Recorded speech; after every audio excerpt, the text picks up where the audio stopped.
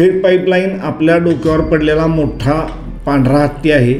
तो पोसायला लागणार महानगरपालिकेला हे जरी असलं तरी पाणी पुरवठ्याची पूर्ण व्यवस्था कोलॅप्स झालेली आहे. आणि याचं कारण कोल्हापुरातल्या चुकीच्या पद्धतीनं टाकल्या गेलेल्या पुरवठ्याच्या लाईन्स आहेत. महानगरपालिकेच्या सगळ्या सुविधा वापरतात, त्यांनी वास्तविक याला विरोध करणं हे अन्याय आहे. म्हणजे ते जर महानगरपालिका क्षेत्रात आले तर त्यांना याच्यापेक्षा नक्की जास्त सुविधा मिळू शकतात, पण तशी करायची मानसिकता राजकीय नाही आहे. जे आपण डेव्हलपमेंट रोड दाखवले, DP रोड ज्याला आपण म्हणतो, डेव्हलपमेंट प्लॅन रोड, यातला एकही आपण डेव्हलप करू शकलेलं नाही. याला महानगरपालिकेची प्रशासकीय इच्छाशक्ती नाही आहे हे स्पष्ट आहे. आत्ता आपली शहराची जी वाहनांची कोंडी होती आहे ही एक दिवस शहराचा गुदमरून जीव जाईल अशी परिस्थिती निर्माण झाली आहे. आता चौथं बजेट हे प्रशासन सादर करत आहे, तर प्रशासनाच्या बजेट करण्यामध्ये काही मर्यादा असतात किंवा त्याचा प्रशासकीय फक्त अँगल असतो. तर झालेले 3 बजेट आणि चौथं बजेट यामध्ये काय आपल्याला अपेक्षित आहे? खरं म्हणजे झालेल्या 3 बजेटमध्ये नेमकं काय केलं प्रशासनानं हा मोठा संशोधनाचा विषय झालेला आहे. आणि गेल्या 4 वर्षात बघितलं तर सामान्य जी विकास कामं असतात, जी गरजेची असतात, म्हणजे ज्याला आपण गटर रस्ता आणि ड्रेनेज म्हणतो, यावर फार कमी खर्च प्रशासनानं केला.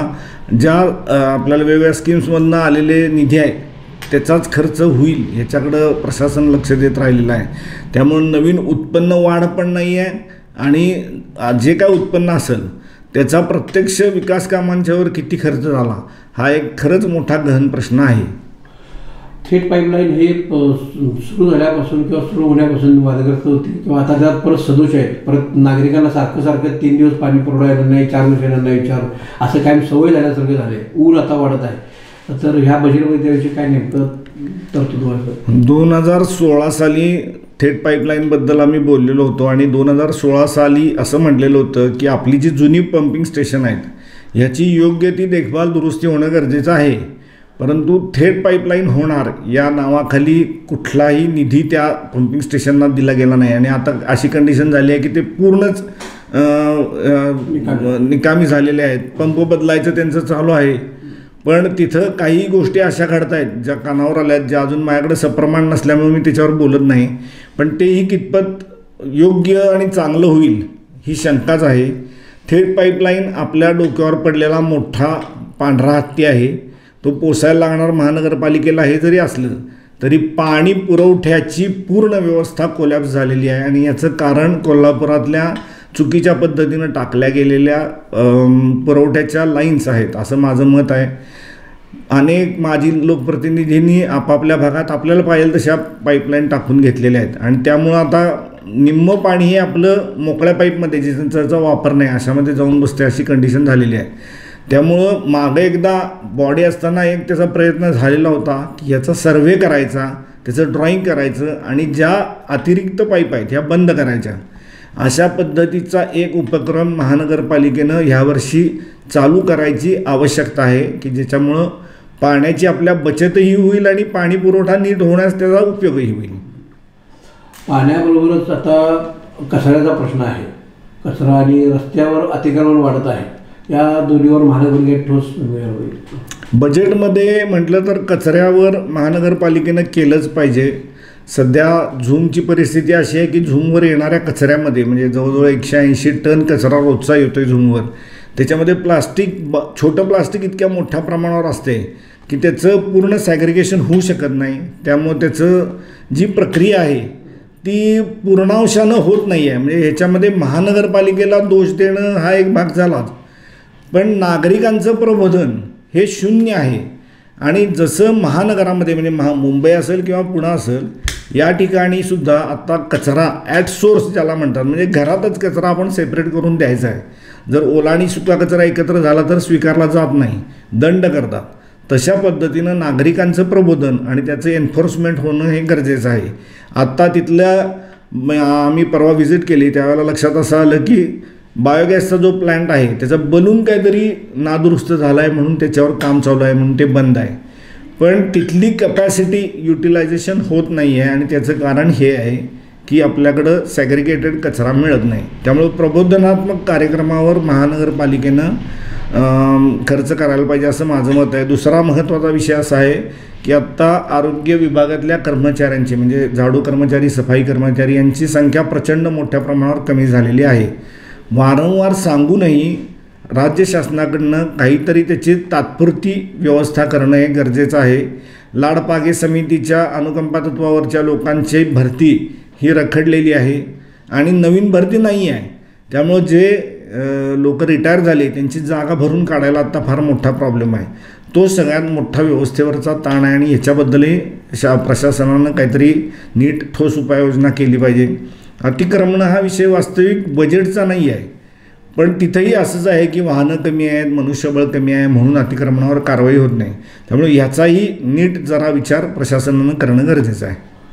कोल्हापूरची सगळी नेमकी गुच्ची आहे ती हद्दवाढीविषयी आहे आणि त्यामुळं मोठं बजेट आपल्याला मिळत नाही आणि त्यामुळं कोल्हापूर धड अर्बन नाही धड शहरी याच्या मध्ये कुठं तर अडकलेला आहे आणि यात राजकीय इच्छाशक्तीचा अभाव आहे. तर आता सुवर्ण मुद्दा कसा निघू शकतो? याला सुवर्ण मध्य नाही आहे, ह्याला हद्दवाढ होणं गरजेचं आहे. कारण आजच आत्ता त्याचा आपला एक एक्झिस्टिंग लँड यूजचा जो सर्वे झालेला आहे त्याच्यामध्ये लक्षात असं आलं आहे की आपल्याला आता विकास करायला मोकळ्या जागाच नाही आहेत शहर हद्दीमध्ये.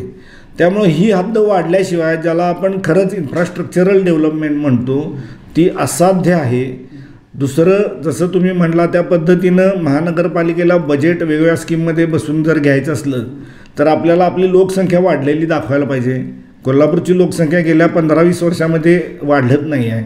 हे एक मोठं दुर्दैव कोल्हापूरचं आहे आणि हे सगळं व्हायसाठी कोल्हापूरची एक्सपान्शन हे ह्या नॅचरल फेनॉमेना आहे खरं म्हणजे. ह्याच्यामध्ये जे बाहेरचे म्हणजे बाँड्रीवरचे कोल्हापूर महानगरपालिका हद्दीच्या बाँड्रीवरची जी गावं महानगरपालिकेच्या सगळ्या सुविधा वापरतात त्यांनी वास्तविक याला विरोध करणं हे अन्याय आहे. म्हणजे त्यांच्यावरही अन्याय एक प्रकारे.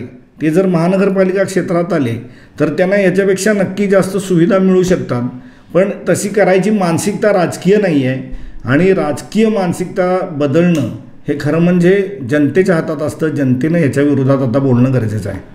जी संभाव्य गावं आहेत त्यांना एक अशी भीती आहे की आमची शेत जमीन जाईल, ती लँडमध्ये जाईल, ती शहरीकरणात जाईल किंवा आम्हाला बाकीचे टॅक्सेस वाढतील. तर त्यांची जी भीती आहे ती घालवण्यासाठी लोकप्रतिनिधी काम करणं गरजेचं आहे. लोकप्रतिनिधी तसं म्हटलं तर आत्ता अस्तित्वात नाही आहे. आम्ही सगळेजण माजी नगरसेवक आहोत. प्रशासनानं याच्यावर खरं म्हणजे नीट डीप थॉट द्यायला पाहिजे, त्याच्यावर काम करायला पाहिजे. लोकप्रतिनिधी ही पर्यायी व्यवस्था झाली, मूळ हे काम प्रशासनाचं आहे. अन्यत्र जर आपण बघितलं अन्य राज्यामध्ये जी मोठ्या प्रमाणावर अशी काही कामं झाली त्याच्यामध्ये कुठं विचारलं नाही नागरिकांना घेतलं. किंवा पुण्यामध्ये सुद्धा पुण्याची 24 वेळा हद्दवाढ झाली तर पुण्यामध्ये कुठं विचारलं कुणी कुणाला. पण लोक आपणहून काय यायला लागली, जशी हद्दवाढ झाली तसं पुण्याचं सगळंच बदलत गेलं कल्चर. आज घडीला कोल्हापूरची ती आवश्यकता झालेली आहे. आता टॅक्सेस वाढतील असा एक विषय आहे तर त्याच्यामध्ये असं आहे की पहिले 5 वर्ष काहीच त्याच्यामध्ये बदल होत नसतोय. दुसरी गोष्ट अशी आहे की शेतजमिनी जातील तर कोणाची खाजगी शेतजमीन कधी कोण घेऊ शकत नाही.